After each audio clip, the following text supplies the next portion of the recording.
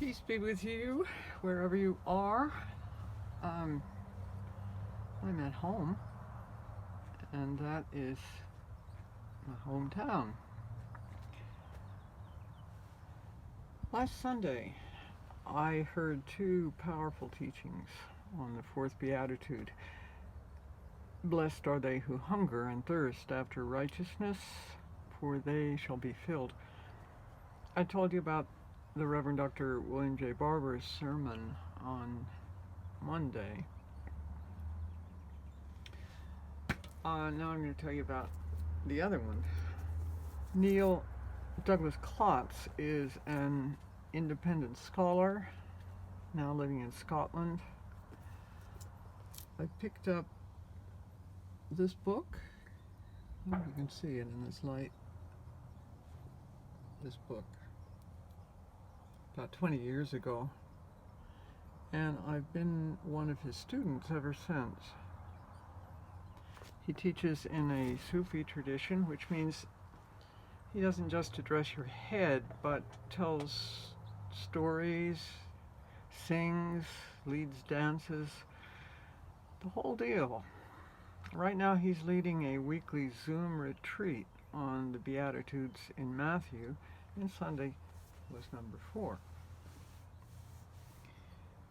Now Matthew and the other canonical Gospels were written in Greek.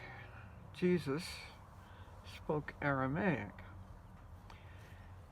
Neil's lifetime of scholarship is an exploration of what difference it might make if we could hear all those, the red print in the Bible, the words that Jesus said.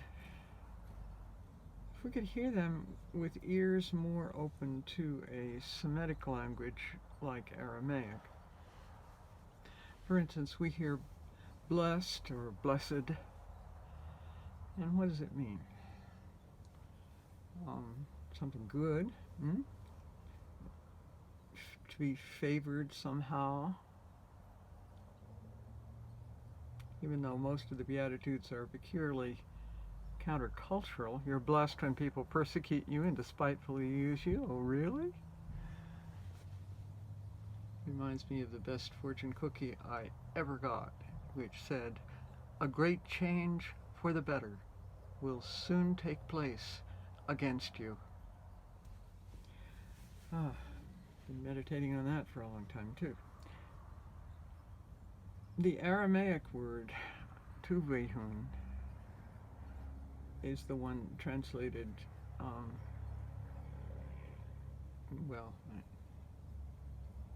is the Aramaic word for what blessed appears in English. It also means ripe. It's earthier, isn't it? We know a ripe fruit from a not quite ripe fruit, or an over the edge mushy fruit. It's got a kind of, not concreteness, but aliveness that one can tune into more easily than trying to think, well, what does blessed actually mean when it's at home. Similarly, the Kanuta, the righteousness, blessed are they who hunger and thirst after righteousness. Well, it does mean righteousness, but it also means justice, as Barber pointed out. And Douglas Klotz says, well, if internally you have a lot of different opinions and they're all trying to speak and say this is right and this is right, when they're all in agreement, when they're in balance, when they've been heard and honored and have come to, maybe the Buddhists would call it equanimity. That's the kind of Aramaic sense of what in English is righteousness. It is a moral thing, but it's all the dimensions of moral. Well, how is this beatitude related to chapter 25? When did we see you hungry and thirsty? Here's something to meditate on. This early afternoon, I had an unripe encounter, an opportunity I had to recognize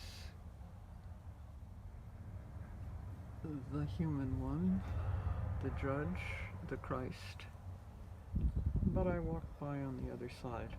There were people waiting to get into the co-op. They were all masked and distanced and in front of the co-op, but I was headed for the footbridge over the big ditch, and so I went around 6th Street on the side, and there was a skinny, dirty young guy sitting on the sidewalk. Well, my distance reflex kicked right in, and I kept on going, but then my "when did I see you" kicked in. So I slowed down, and I looked at him, and he looked at me. And I sort of nodded, and so did he, and I sort of smiled, and so did he, and that was it. Now, all the voices in me are saying, oh, you should have done this, you should have been like Case Gadway and Albuquerque and had something to offer. And you didn't have to force anything on him. You should have said, would you like to have some food? Would you like to have all the things?